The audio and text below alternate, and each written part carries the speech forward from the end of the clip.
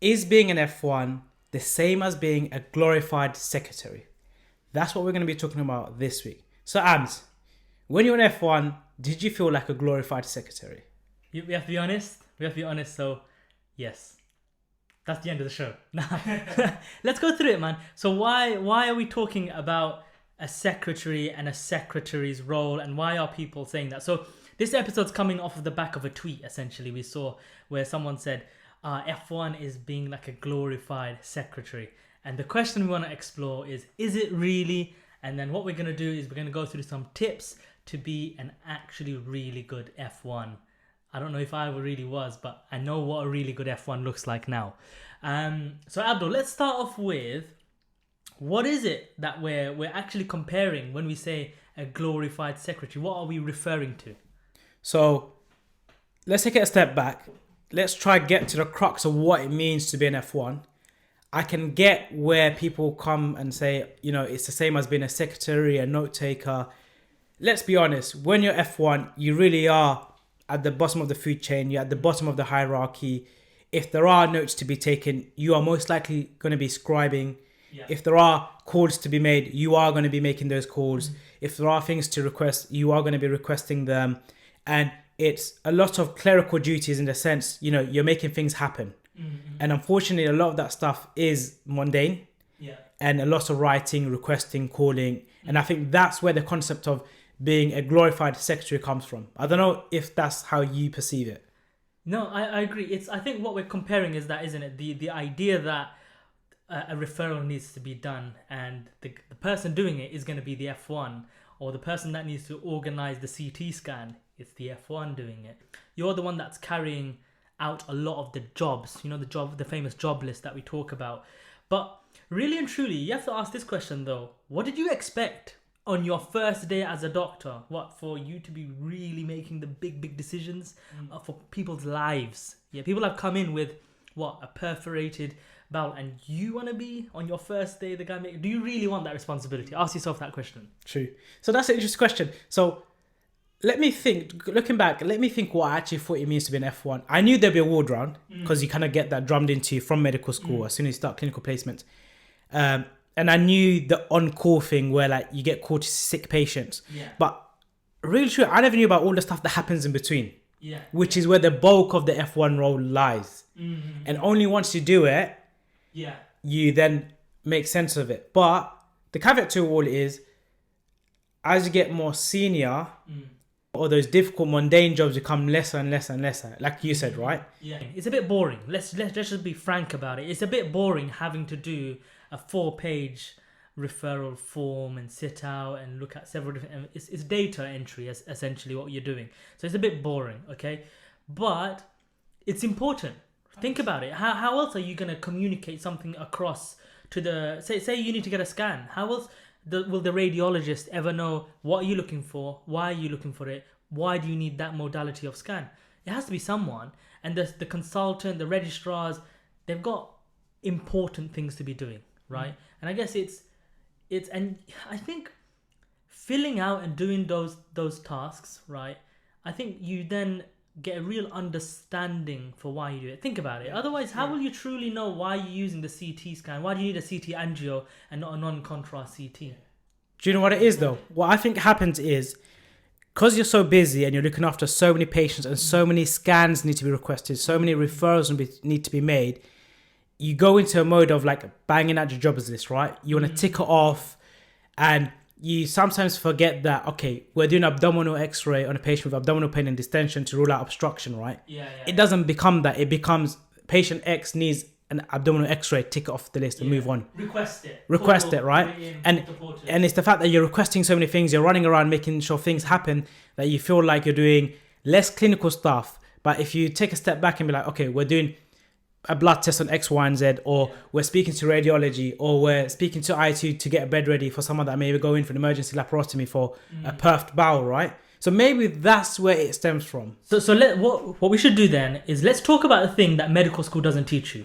So I think what medical school does essentially is it trains you to become a safe F1 doctor. It doesn't train you to become an SHO, a registrar, a CST, IMT, or whatever. It's to become a safe F1 doctor. So I think we need to go through what a safe F1 doctor is, what the F1 job looks like in reality. In reality, all right? So medical school doesn't get you to fill out or work a fax machine. The truth is there's fax machines out there, and you have to play with one. You have to YouTube it or something whenever you come across these fax machines. But let's talk about what we think F1 is supposed to be like, in the sense as from a med student perspective, and what it's really like. So, all right. So, what did you expect when you graduated from thing? Obviously, you knew you were going to be on call and see a few sick patients, but what did you mainly expect for the first day on the job and onwards? So, I knew I'd do ward rounds, see the patients, and deal with whatever needs to be dealt with. Ward rounds though, did you expect to be making decisions? Did you expect to be... So I knew as an F1 from my clinical placements that it was mostly a scribing role. Your reg or your consultant will go around and see all the different patients, and you would just document and you would prepare the notes. Because I remember even as a medical student, we used to practice preparing notes, right? Or preparing the patient, getting the ARBs, the bloods, everything ready for the consultant, and you document their examinations and you document their plan. Yeah. So let's stick to this area. Okay, so you're saying you at that moment you're a scribe. You're basically documenting what the more senior doctor is doing and what his plan is, right? So what's a good F1? What's a good F1 at that sort of moment? Yeah, at that moment. What's a good F1? So I think a good F1 is someone that prepares the notes properly and is able to give... So most often than not, the consultant, the reg expects you to give the story to them. Why this patient, who they are, why they're here, right? So I think the two things I would recommend is learning how to document properly in terms of what information do you need to have on the ward round and preparing it early. The last thing you want to do is rush in the last few minutes before you go see the patients, write down the ARBs, write down the bloods, write down why they come in, right? And the second thing is to learn and know about the patient you're about to go see. Why did they come in? What are the main issues? What are you looking to solve? Any recent investigations? So I think saying that it's a lot easier said than done. 100%. It's a lot. When I started as an F1, I was like, how the hell am I meant to know 26 patients off by heart and know their story, their background? That's impossible. But then what I realized is it's the whole thing, systems. Whether you're in startup world, the entrepreneurship world, whether you're a YouTuber or whatever, you need to have systems in place, right? Most often than not, all wards will have some sort of ward patient list, right? Handover list or whatever list, a list of the patients that are on the ward, and then depending on what team you are, what you require to know. So for example, on the surgical ward round, the bloods, to have a snapshot of the previous bloods would be quite important to know what their last CRP and white cell count was. I think that was quite important. But I think, so you need to discuss that with your current team to find out what are important metrics, numbers, details that they want to know on the ward round. And the system, so I think that system of having, whether it's still a spreadsheet, I don't know, because I haven't done inpatient for a while now. Are you still using, you do a bit of inpatient medicine, you still using paper or? No. So when electronic, so everything's electronic. So my old hospital, it was pen and paper.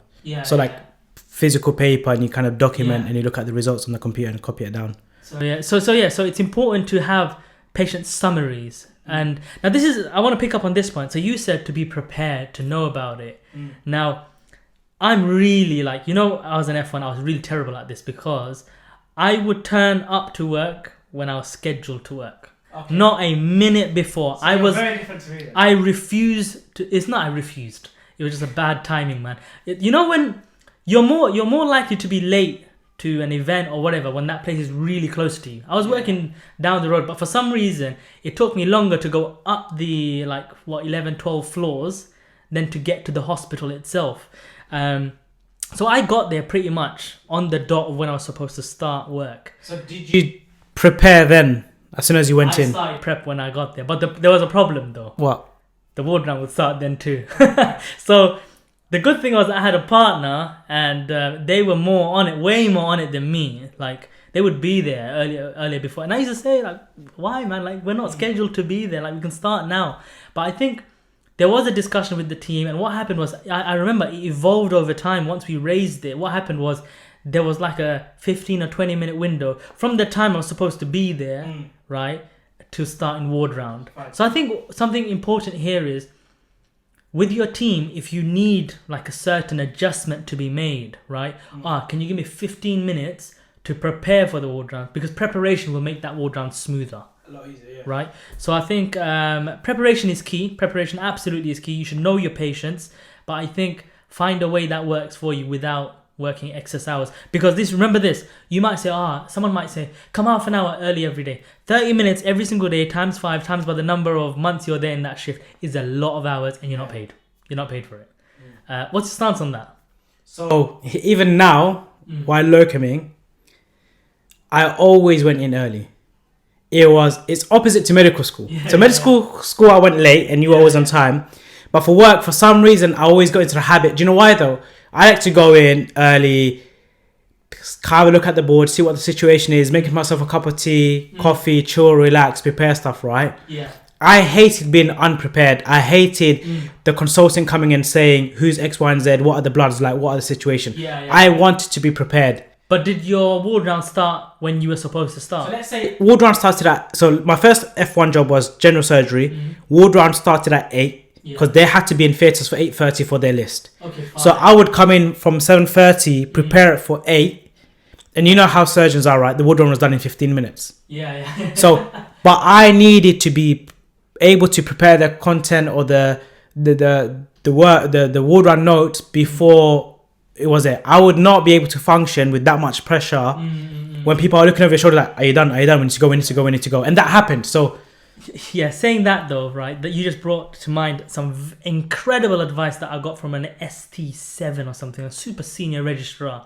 And they literally said on the ward round, because you know, as an F1, what you can do is you can get to this habit of, like you just said, when the consultant asks you, you want to give them the answer straight away. And it creates this sense of urgency, stress, pressure. And she could see it in me, because vitals, what's the vitals? And I'm running around, flicking open the thing, but the rate of, I'm literally exploding the vitals chart in my face. And she was just like, Ams, take it easy, man. We got time. There is no rush. We're going to go through this. We're going to do it properly. All right? There's no need. And I think when she said that, suddenly the pressure off my shoulders went, and I was like, what do we need? The vitals. All right, cool. And she was like, slow down. You don't need to shout out the thing straight away. Because I was like, she'd be like, what's the blood pressure? I'd be like, 124 over thing. And what you could do is slow down and just say, the blood pressure is this, but the trend has been this. It's been okay. It's not been, she hasn't had any low drops or anything like that, or the heart rate has been steady, or she's had a spike in temperature. Let's see what the other vitals are. You can really take it in. And when you feel that pressure you're describing, you can rush. So I think you're right. Slow down, be prepared.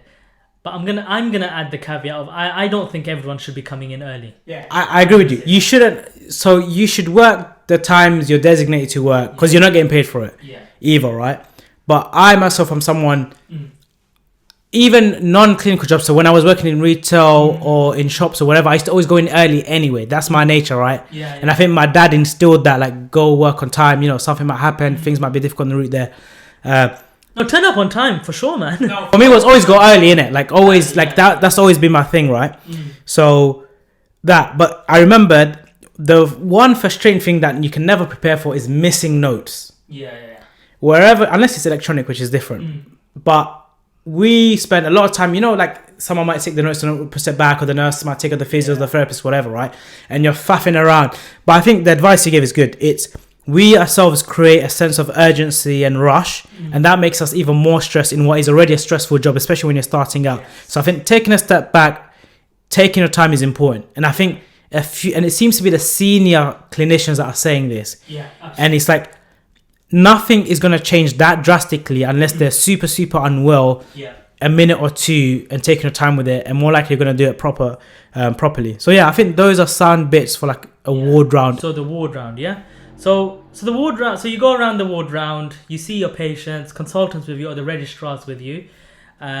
Sometimes you are, let's be honest, you are alone because they're caught up somewhere. You have to, like, consultant might be caught up in an emergency.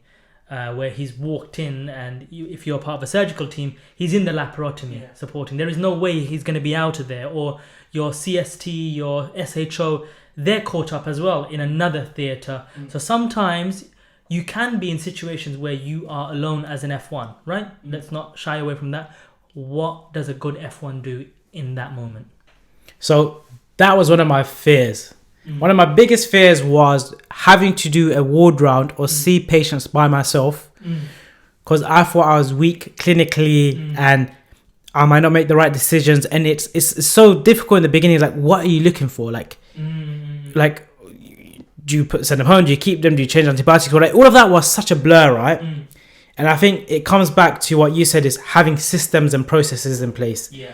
So when you're an F1 and it's a busy unit, all you do is you just do as you're told, right? You don't think why they're doing it, why you're documenting, etc., right? And then there comes a time where you have to do it yourself. And I think at that time, looking back in terms of like, okay, what are the questions my reg consultant asked? Why did they ask them? What type of things did they request? What type of bloods or scans? And I think looking back at notes, learning from that is what kind of helped me get through it. And what I did was I created a structure for myself. I had a set, I don't know, template of questions I would ask, and it was like a framework in my head, right? You know, if the nurse told me that this person had a spike to fever and they're feeling unwell, and like, you know, if we don't have a recent set of bloods or they haven't been cultured. So I created a framework for when I do a ward round by myself, and that helped me. But in the beginning, I was confused. I didn't know what to ask and how to do it. Yeah, so you hit the nail on the head. So like having systems and processes. So I think the advice here is that it can happen to you, I think, and you have to be prepared for that day. I think as an F1, you have to be prepared. And when that day comes, you have to fall back onto those systems and processes. So I think when you are going around the ward round with your consultant, your reg, as you said, I didn't know why. So to know why your reg is thinking along those lines and why your consultant is doing that, ask questions. You know, it's a cliche term. When you're an F1, ask questions, because everyone will understand where you're coming from, what point you come from. But I think it's a moment when you can actually just genuinely just say, why are you escalating antibiotics right now? What's your thought process? Why are you doing this?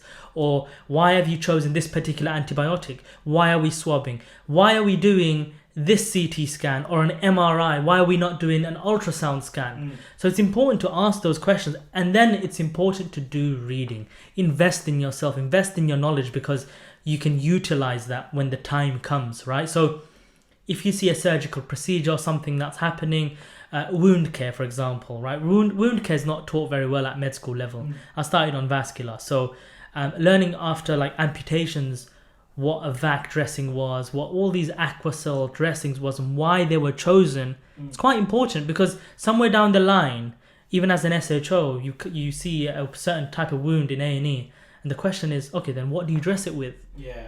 And that knowledge comes to mind, that experience comes to mind.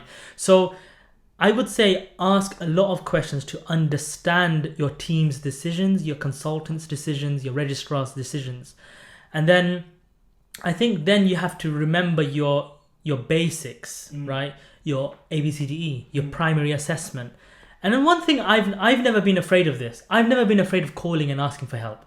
So my surgeon my consultant might be busy, my registrar might be busy. I'll see if I can access them first, because they're my team. Try and access your team first. They're your seniors, right? But I think you can then start to make a call to the medical reg who might try and help you, or if you need to ask some advice and you don't know which scan or why, you can ask the radiologist. This is the question that we want to answer. My consultant asked me to this. I'm not sure was this the modality I was supposed to request? And then they'll tell you, yes, you know what, you should be asking for a CT angio because you're looking for this, rather than a non-contrast CT head, which will show you only this. So asking questions to any consultant, to any registrar, is the way. I mean, what's the downsides of doing that? Show me, tell me. Nothing. And I think it's not even just the ward round, ward jobs. I think asking questions in general for your career is very good. For every aspects of it. It encourages learning, it fosters learnings, it kind of appeases your anxiety and confusion, right? I think the fear is, as medics or medical students becoming junior doctors, you feel you're expected to know everything. You feel like, you know, I should know this. I should know how to do a thorough examination or know what scan results mean this and that, right? And I don't think asking questions comes naturally, right? Yeah. Because you feel, okay, I'm a doctor now. Like, I should know this. And yeah, I'm like you. Even now, like, asking questions or figuring it out, because I've got into such a good habit with it, I do it. Even the other, like a real work example, a few days ago, someone came in with, you know, nauseous, vomiting, whatever, right? You know, regular antiemetics weren't working, we need to give an infusion, right? And palliative do syringe pumps, infusion, whatever, for like antiemetics, right? No one knew, so he was like, okay, cool. Why don't I ask the palliative team? They know. And they're like, yeah, cool, and they teach, right? So now I've learned something, and what I did, I documented it so other people can learn, and you know, if they go to this patient's notes, I left a tutorial on how to prescribe it. So I think asking questions is a healthy habit. I'll describe it as a healthy habit you should get into for every part of your career. Even consultants do it. Consultants have asked other consultants, you know, I've got this case, how would you go about it, or whatever, right? So no, I definitely agree with that. So on the topic of asking questions, right, I think one of the most number one crucial tips as a F1 doctor is asking for help, escalation. I think that's so important. I think, so on that topic of escalation, patients deteriorating, what does a good F1 do? So a good F1 knows where the limits are. Their own limits in terms of knowledge, skills, experience, right? It's not about how much you know, it's about where your limitation lies, right?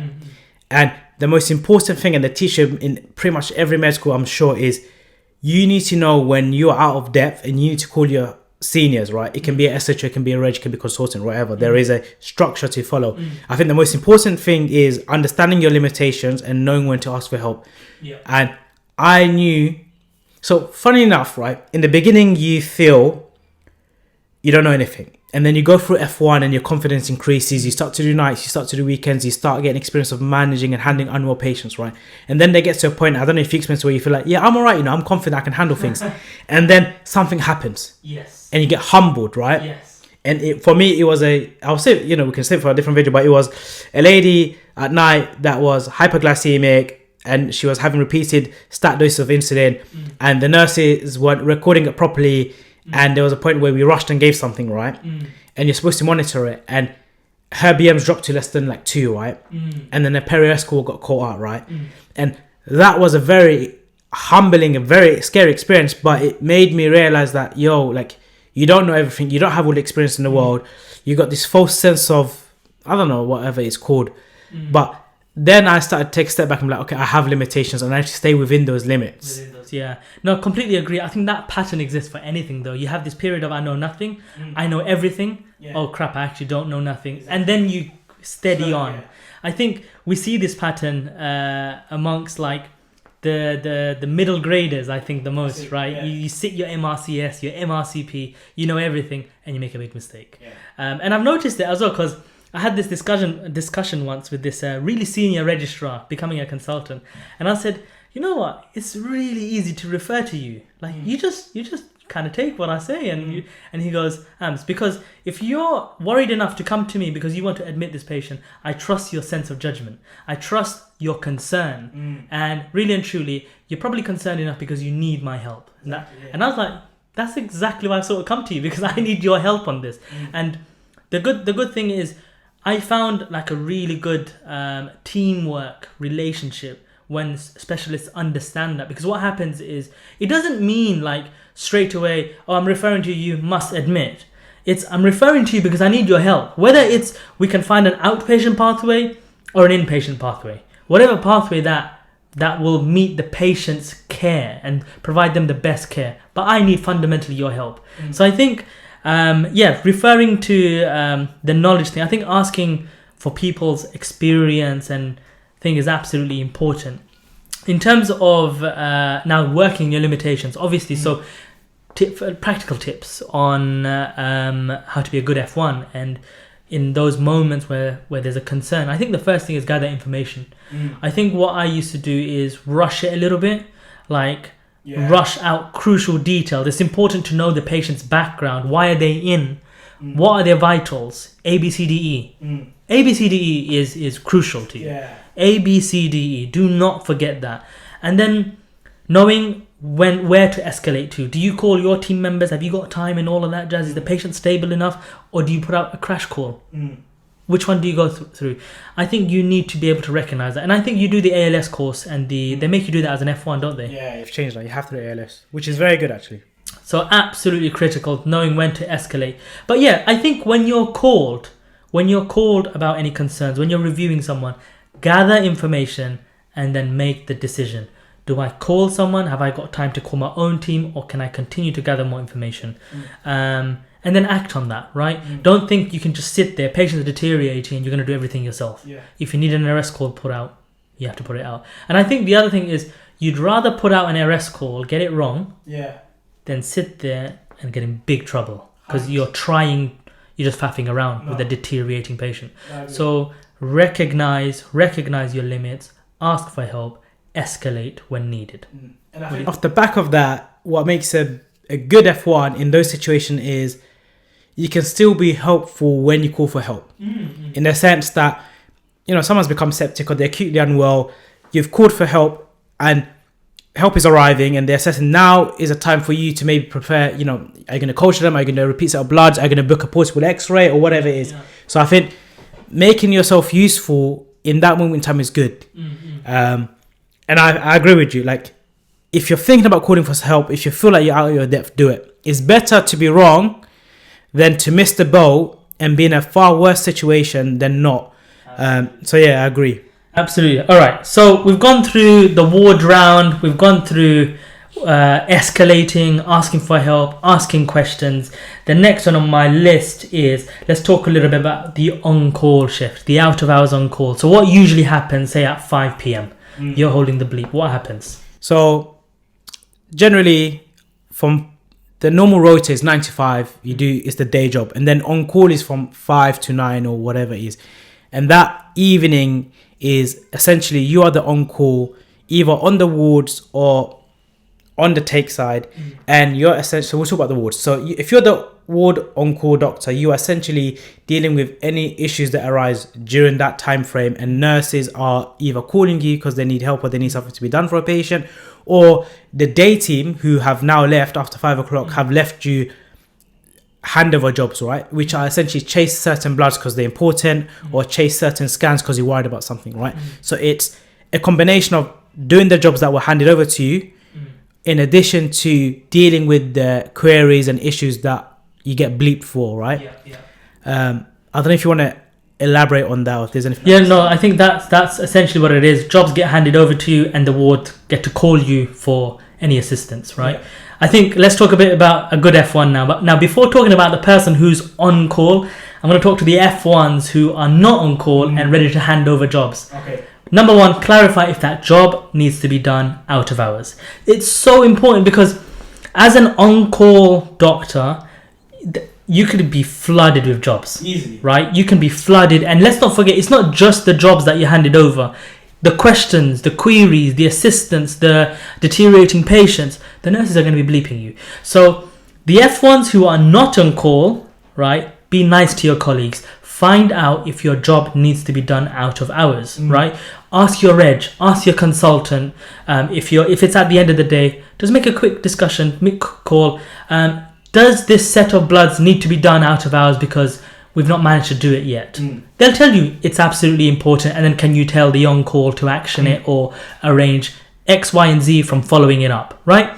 Sometimes they'll say, no, it's not needed at all. Put it for the next day, next morning. For example, if they're just doing serial CRPs, if they're doing serial CRPs in a stable patient, do you need to hand that over to the F1? And if you think of your colleagues and yourself as one team, you will one day be on call, and you'll thank your whole team, your colleagues, when they say, you know what, our team has said that, my seniors have said, we don't need to do a CRP out of hours. We can put it out for tomorrow morning. One less job for you. A major tip to F1s out there who are not on call and ready to hand over to an on-call doctor, find out from your team, is this a job that needs to be done out of hours? All right. So let's move on to the person on call. What does a good F1 do? So the first thing is you need to be prepared that you're about to do an on-call. Like mentally, you need to understand, emotionally, like physically. Especially a medical on-call, right? In a busy hospital, as soon as it hits 5 p.m., your bleep or your phone or whatever is going to go off. And it's essentially every team or every specialty giving you a call saying, do this, do this, do this, do this, do this. So have pen and paper ready, or a computer or whatever app you're using. And it's basically, so what I'll say what I did and what I think would have been a good F1 is be prepared mentally and essentially get ready for those incoming bleeps and make a list of all the jobs that are handed over to you in an organized fashion with system and process that you've probably developed by now. And then it's a matter of prioritizing, right? So it's a matter of prioritizing those jobs and then tackling the most important ones. But what else I did as well is I used to go around to all the different wards and tell the nurses that I'm the on-call doctor. If you need me, this is the bleep. If you can't get me on the bleep, I'll be here or there, right? Yeah. And I think it was making the team or the hospital aware that I'm the on-call doctor or the wards that you're looking after. Because preparation is key. Like when you look back in it, you can see a lot of things you could have made your life easier, right? Absolutely. So we can talk about all the other hydration, food, resting, whatever. But a jobs list, a handover list with all the jobs, prioritizing them, making it clear to the nurses that you're... On the topic of prioritization though, how did you prioritize? So in terms of prioritizing, I would always make it a thing to see the unwell patients. Absolutely. So it would be, okay, handover, and then it would be like, okay, I'm about to go off, but I'm really worried about patient X on my ward. We're querying X, Y, Z. Do you mind reviewing them? So I would make a list of all the unwell patients, check them out first, sort them out, and then I would go on to the jobs, right? And I knew, so in your hospital, you will know when bloods are taken and how long it takes to get processed. You will know if scans. So for me, sometimes the scans are more important than the bloods, right? Because sometimes the scans are what surgeons used to act on, or it confirms a diagnosis and then you need to start doing certain things to get them into theatre or to do the next stage of management, right? So what I like to do is sort out the unwell patients first, keep track of all the scans that I'm chasing, make sure they're back. If not, start chasing it, calling up the radiologist or the on-call service. And then in the downtime, start reviewing blood, right? And it's case by case, patient by patient. And at the same time, I have a low threshold for when nurses call me. In the beginning, so what I did in the beginning is I used to run around like a chicken, right? I think we've all been there, man. So any issues a nurse will call me for, I would run there. I would go there and try to sort it out. As fast as you can, right? and everything had the same value and importance to me. Yeah. Right? Prescribing IV fluids and paracetamol would have the same value as seeing someone that's complaining of new onset chest pain with ECG changes, right? Like, you know which one's more important than they're not, but you're like, oh, they called me, I need to go sort out, right? And I used to think I had to answer all the bleep, do all the jobs. Otherwise, I'm going to get in trouble, right? And then slowly after experience and learning and speaking to people, it was sometimes you cannot be in the two places at the same time. Absolutely. It's impossible, right? So you are going to have to prioritize certain jobs, certain patients, certain things. So on the front of prioritization, right? Just a tip that I have is that when someone hands over a job, ask them in terms of priority, is this a high priority job? So for example, someone will say to you, can you just repeat this blood test? We just want to have it ready for tomorrow morning, if you can. And then you can say to them, in terms of priority wise, how high is it up your list? And they might say, oh, it's low priority. Don't worry if you don't get round to it. Yeah. Cool. So I can put that lower down on my priority. So one thing I eventually got round to doing is just asking the person who's handing over a job to me, saying, in terms of priority, would you say I need to do this quite urgently, or can this be lower down if I've got quite a lot of sick patients or a lot of jobs to do? And they'd say, no, it's okay. You can do it when you get some free time. And you're right, the headless chicken thing. I think we've all been there. I think there is a moment where, and I think it's natural, like we said, experience is the best teacher you have. So on your first day, everything is priority, right? Whether it's a dose of paracetamol to be prescribed, some IV fluids, a deteriorating patient, everything needs to be seen ASAP. So you're just sort of saying, all right, in terms of route, I can go there quickly, run to the next, and I can see everyone within the next 20 minutes and do 15 jobs. Recipe for disaster. That stress, that running around, exhaustion, fatigue. You're not thinking right by the time you've got to your sick patient because you've just been running around. So you got to pace yourself. You have to prioritize. It's important. And you learn through experience. And on the point of prioritization and how to prioritize, not just asking someone, okay, so in terms of priority, where is it on your list? Ask them about the patient, the job, right? Someone says to you, this patient has been sick all day. I'd like you to, I don't know, review this patient in a couple of hours just to make sure they're nice and stable. If there's any issues, please discuss it with the medical reg or the surgical reg. I think you need to gather information at that point. When someone's handing over, don't just take the job, right? Just say to them, what's happened? Why are they in? Okay, did you guys already start the antibiotics? And did you guys already discuss it with micro? Do you need any cultures sent if they do spike a temperature? Ask the questions. Take it easy. What can happen is sometimes someone gives you a job and you've got no information apart from do this set of blood. And you're like, what for? Why? What's happening to them? And those questions come to mind. Make your life easier. Ask them. They'll know the patient, right? And likewise, for the people who are handing over, just have information ready. Make their life easy, because if that culture is created, people will make your life easy when you're on call. I think we learn from each other and we learn doing it. And I think a lot of I remember experiences now where saying that where like you have a discussion and then they themselves will be like, hey, do you know what? Actually, it's probably not that important. Don't worry about it.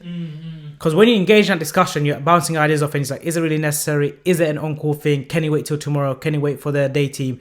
And then they will themselves be like, hey, do you know what? Leave it, actually. You're right. Exactly. So I agree. I think don't take everything for its worth. Ask if you need to ask, because it does help you. And I think if you do it, it happens. The favor will be returned, basically. Absolutely. Saying that, you just brought to mind one job that I absolutely hated on call. And I think we raised it as a F1 little meeting or something. We said, please don't do this.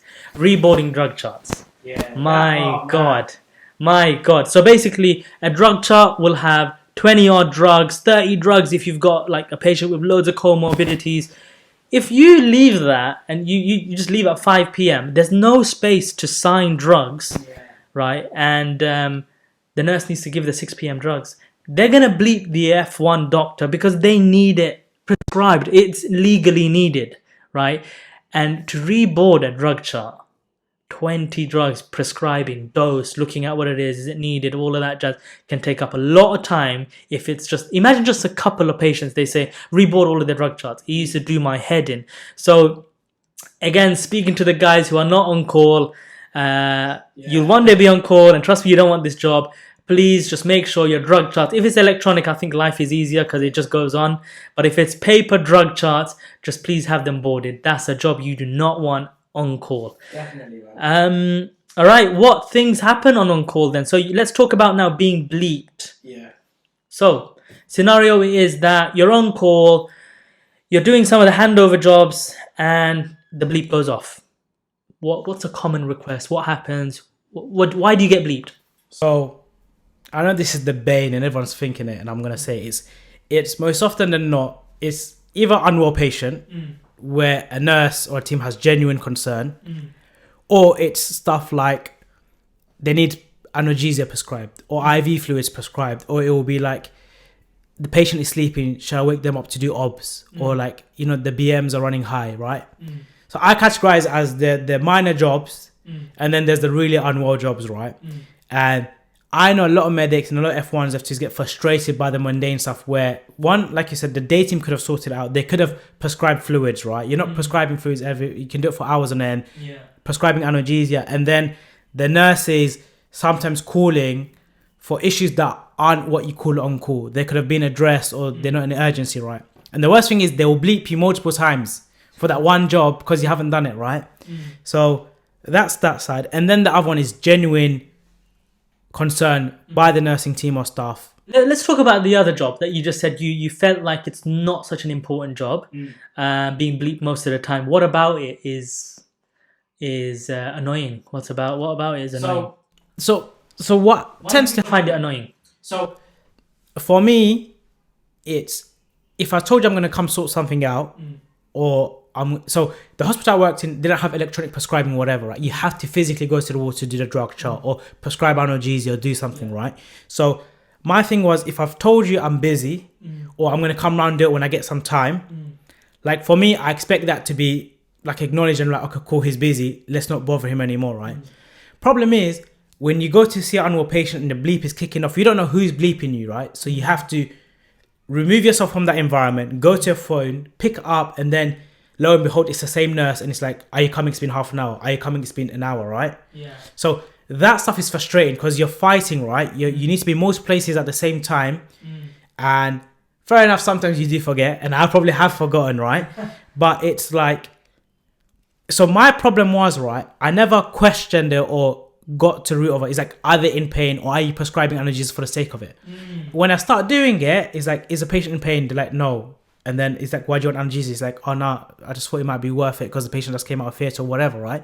Or like, let's say they were like, they got handed over to get the doctors to request or prescribe fluids, and then you'll be like, all right, is the fluids prescribed? Then they'll look at the doctor and be like, oh, it's already been prescribed, doctor, thank you, don't worry about it. So I think inquiring, we discussed, I used to be like, okay, it's a job, it needs to be done, I'm going to get in trouble if I don't do it. I never used to inquire, I never used to question it, right? I was so used to just doing what I was told, right? Yeah. Only then you'll be like, okay, doesn't need it, is it impossible? And I think what F1s need to realize, and it's obviously easy saying hindsight, is you do have clinical judgment and acumen of your own. You can make a decision if someone needs fluids or analgesia, or, is this the right person to be calling for an on-call? I never did that. It only towards the end of foundation I realized, okay, wait a minute, like, there's more to it. Yeah. So I completely get what you're saying, right? But I think from learning from experience now. So let's talk about like what in ideal situation and some tips for the F1s coming in. I think communication is an important thing at this point, right? So you have to remember the situation though, right? From the nurse's perspective, nurses are responsible for 1, 2, 3, 4 patients, right? You're responsible for the whole hospital at that moment, right? If you're the F1, say medical, for the medical wards. So they're just concerned about the 4 patients. They're equally worried about them. They want everything prepped for them, etc., right? They're a priority. Whilst for you, you've got sick, you've got the well, you've got the unwell, you've got everything to do.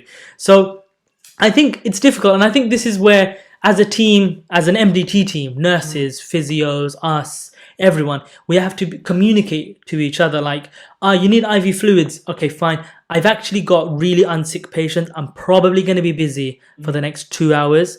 Please call me if things change, if the patient becomes sick and you're really well, so you're getting that bleep, and that's why they've called you a second time. So communicating that clearly across to them. And then what you said, gather information. So that's the one thing, man. When someone calls you, or when you're even calling someone else, be ready to hand information, be ready to take information. Yeah, sure. So if someone says, like you said, doctor, can you prescribe IV fluids? Just ask. What for? Why? Are we just giving it preemptively? Are they septic? Think about it. The nurse might have called you because blood pressure is dropping. Blood pressure is dropping. They're worried, but they haven't, because they know you're quite busy. They thought, let me just get to the root of it. This patient needs fluids. Let me ask them about fluids.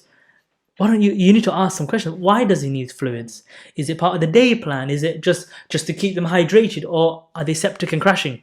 Do you see? So I think asking those questions, and then when people ask for patient reviews, again, gather information. What's their news?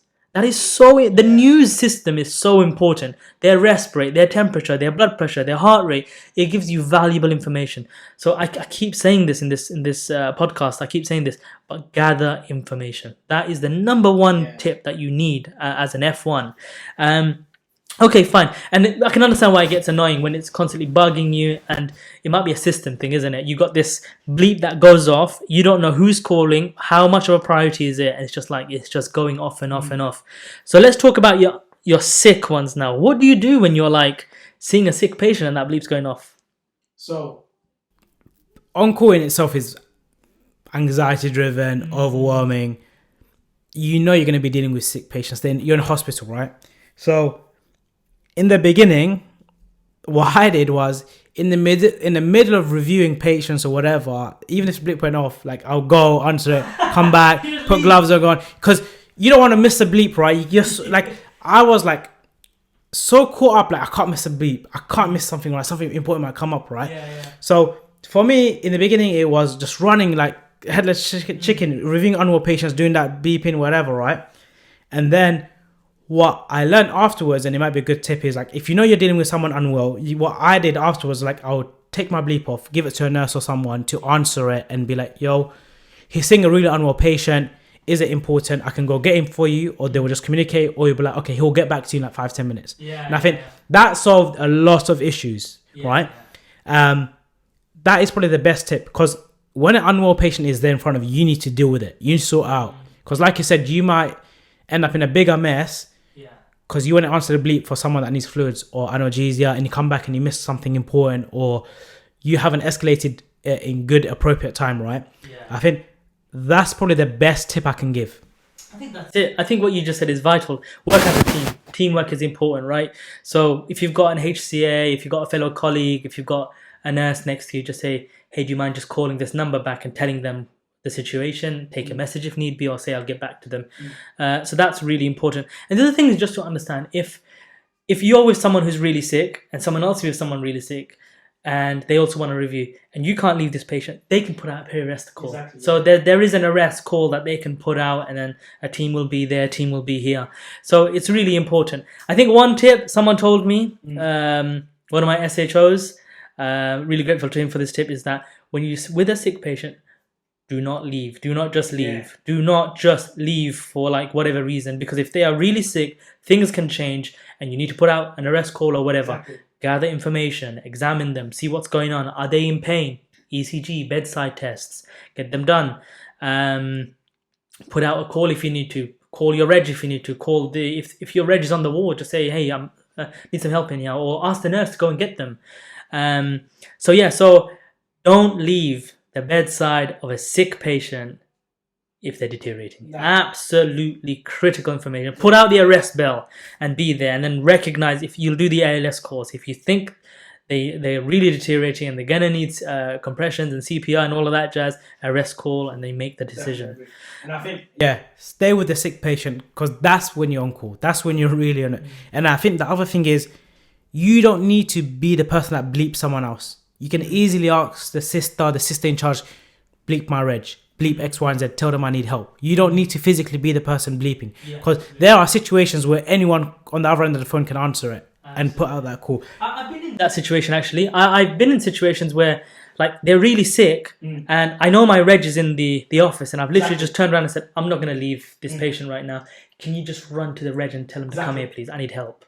And then the reg comes in. You know what I love though? The reg comes in and they're just so cool about it. Like for you as an F1, let's talk about emotionally, right?